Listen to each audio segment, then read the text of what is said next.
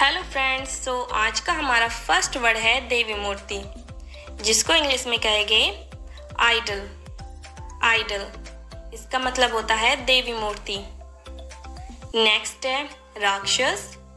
राक्षस को कहते हैं डीमन। डीमन इसका मतलब होता है राक्षस। नेक्स्ट है देवी देवता, जिन्हें इंग्लिश में कहा जाता है डीएटी। डीएटी यानी देवी देवता। नेक्स्ट है अवतार। अवतार को इंग्लिश में कहते हैं इनकार्नेशन। इनकार्नेशन हम नवरात्रों में माता रानी के अलग अलग अवतारों की पूजा करते हैं, लेकिन अवतार को इंग्लिश में कहेंगे इनकार्नेशन। नेक्स्ट है मुकुट। मुकुट को इंग्लिश में कहेंगे क्राउन। क्राउन जो कि हम माता रानी को पहनाते हैं, मुकुट इंग्लिश में कहेंगे क्राउन।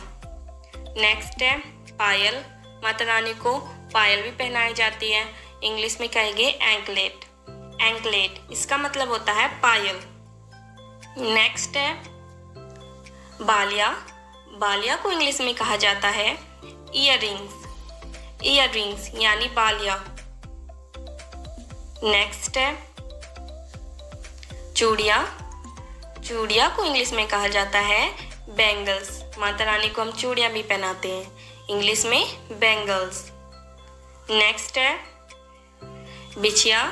पैरों की उंगलियों में हम बिछिया पहनाते हैं माता रानी को, इंग्लिश में कहेंगे टो रिंग। टो रिंग यानी बिछिया।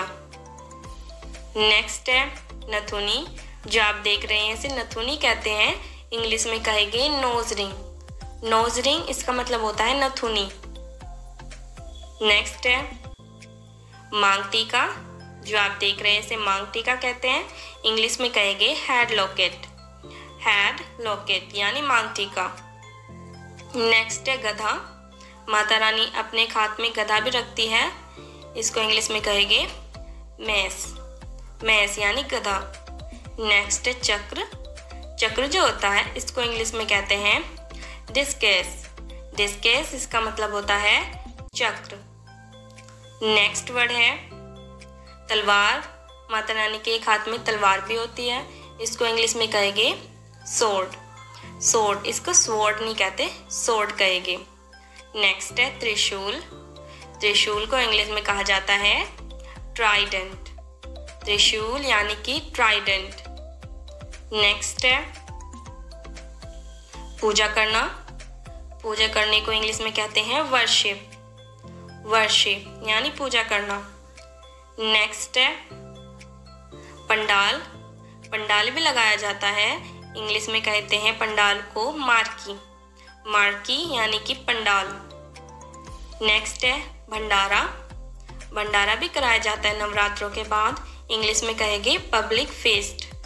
पब्लिक फेस्ट पब्लिक क्यों कह रहे हैं? क्योंकि हम भंडारे में इनविटेशन से नहीं जाते, लेकिन जब आप दावत में जाते हो कहीं पर तो हम कैसे जाते हैं? इनविटेशन से जाते हैं। तो आप सिंपल फीस्ट वर्ड को यूज कर सकते हो दावत के लिए। नेक्स्ट है जागरण। नवरात्रों में जागरण भी कराया जाता है, इंग्लिश में कहेंगे जागरण को वीजल। वीजल इसका मतलब होता है जागरण। नेक्स्ट है भजन। नवरात्रों में भजन भी करते हैं, इंग्लिश में कहेंगे भजन को हिम। हिम या फिर एक वर्ड को यूज कर सकते हो डिवोशनल सॉन्ग। डिवोशनल सॉन्ग का मतलब भी भजन होता है और हिम का मतलब भी भजन होता है। नेक्स्ट है उपवास। उपवास को इंग्लिश में कहते हैं फास्ट।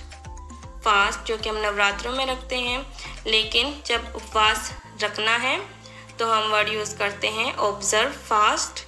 ऑब्जर्व फास्ट या फिर सिंपल वर्ड फास्ट को भी यूज कर सकते हो। फास्ट इसका मतलब उपवास रखना। नेक्स्ट है पूजा की सामग्री। इसको इंग्लिश में कहते हैं वर्शिप मटीरियल। वर्शिप मटीरियल पूजा की सामग्री में अलग अलग चीजें होती है, जैसे दिया, प्रसाद। नेक्स्ट है लौंग, जो कि पूजा की सामग्री में आती हैं, इसको कहेंगे क्लोव। क्लोव यानी लौंग। नेक्स्ट है घी। यह भी पूजा की सामग्री है, इसको कहेंगे क्लैरिफाइड बटर, क्लैरिफाइड बटर या फिर सिंपल घी भी कह सकते हो। नेक्स्ट है दिया। दिया को इंग्लिश में कहा जाता है लैम्प। लैम्प इसका मतलब होता है दिया। नेक्स्ट है लो, इसको इंग्लिश में कहते हैं फ्लेम। फ्लेम यानी कि लो। नेक्स्ट है रुई की बाती या रुई की बत्ती, इसको इंग्लिश में कहेंगे cotton wick. Cotton wick. Next है सुपारी, यह भी पूजा की सामग्री में इस्तेमाल की जाती है, इंग्लिश में कहेंगे बीटल नट। बीटल नट यानी कि सुपारी। नेक्स्ट है धूप, हम खुशबू के लिए इसको इस्तेमाल करते हैं, इंग्लिश में कहेंगे धूप को इंसेंस। इंसेंस यानी कि धूप। नेक्स्ट है अगरबत्ती, जो आप देख रहे हैं इसको अगरबत्ती कहते हैं, इंग्लिश में कहेंगे इंसेंस स्टिक। Incense stick. लेकिन अगर आपको वर्ड यूज करना है अगरबत्ती जलाना तो आप कह सकते हो lightning incense stick. Lightning incense stick. अगरबत्ती यानी कि इंसेंस स्टिक।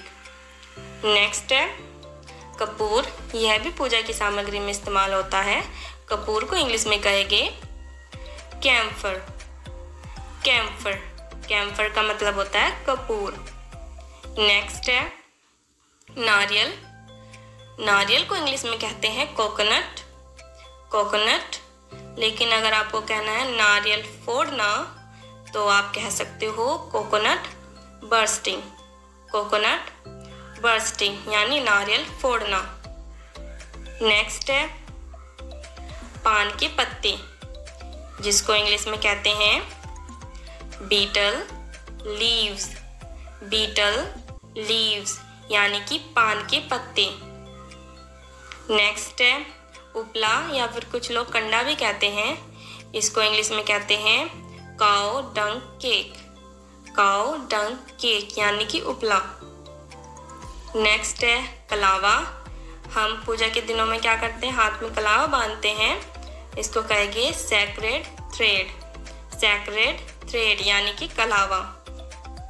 नेक्स्ट है पूजा की थाली, जो आप देख रहे हैं, पूजा की थाली को इंग्लिश में कहेंगे हम वर्शिप प्लेट। क्या कहेंगे? Worship plate. इसका मतलब होता है पूजा की थाली।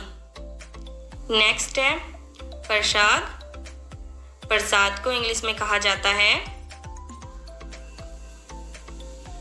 ऑफरिंग फूड या फिर ब्लेस्ड फूड। ऑफरिंग फूड या फिर ब्लेस्ड फूड कह सकते हो। नेक्स्ट है मिश्री। मिश्री भी पूजा की सामग्री में इस्तेमाल होती है, जिसे हम कहते हैं शुगर कैंडी। मिश्री यानी कि शुगर कैंडी। नेक्स्ट है माला, जिसे इंग्लिश में कहते हैं गार्लैंड। गार्लैंड यानी माला। सिंदूर। सिंदूर को इंग्लिश में कहा जाता है वर्मिलियन। वर्मिलियन यानी कि सिंदूर को कहते हैं। नेक्स्ट है कलश। कलश को इंग्लिश में कहते हैं अर्न या फिर पीचर। पीचर भी कलश होता है, अर्न भी कलश होता है, कुछ भी आप वर्ड यूज कर सकते हो कलश कहने के लिए, अर्न और पीचर। अगर आपको कलश की स्थापना करनी है तो आप वर्ड यूज कर सकते हो अर्न इंस्टॉलेशन। अर्न इंस्टॉलेशन या फिर पीचर इंस्टॉलेशन। नेक्स्ट है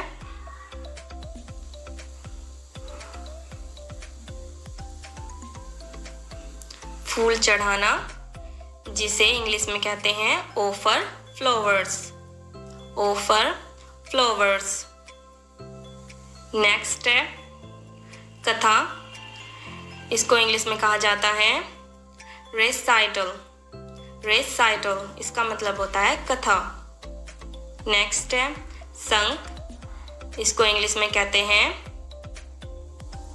कांक। कांक यानी शंख। अगर आपको शंख बजाना है, इसको इंग्लिश में हम कहते हैं blow the conch, blow the conch. Next है तिल, तिल को इंग्लिश में कहते हैं सेसैम, सेसैम, इसका मतलब होता है तिल। नेक्स्ट है चंदन, चंदन को इंग्लिश में कहते हैं सैंडलवुड, सैंडलवुड, इसका मतलब होता है चंदन। नेक्स्ट है जपमाला, इसको इंग्लिश में कहा जाता है रोजेरी, रोजेरी, इसका मतलब होता है जपमाला। नेक्स्ट है पंडित, इनको इंग्लिश में कहते हैं प्रिस्ट, प्रिस्ट यानी कि पंडित। नेक्स्ट है साधु संत जो होते हैं, इनको इंग्लिश में कहते हैं मॉन्क, मॉन्क, इसका मतलब होता है साधु संत। नेक्स्ट है मोक्ष, मोक्ष को इंग्लिश में कहा जाता है सैल्वेशन, सैल्वेशन, इसका मतलब होता है मोक्ष। नेक्स्ट है अमृत, इसको इंग्लिश में कहते हैं नेक्टर, नेक्टर, इसका मतलब होता है अमृत।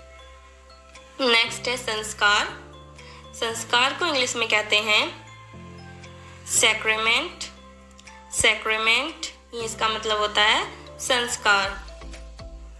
चिंतन या फिर ध्यान लगाना, जिसे हम इंग्लिश में कहते हैं मेडिटेशन, मेडिटेशन, इसका मतलब होता है ध्यान लगाना। नेक्स्ट है डांडिया, डांडिया को इंग्लिश में कहते हैं स्टिक्स, स्टिक्स, अगर हमें डांडिया खेलना है तो हम वर्ड यूज करते हैं प्ले स्टिक्स, प्ले स्टिक्स, यानी कि डांडिया खेलना।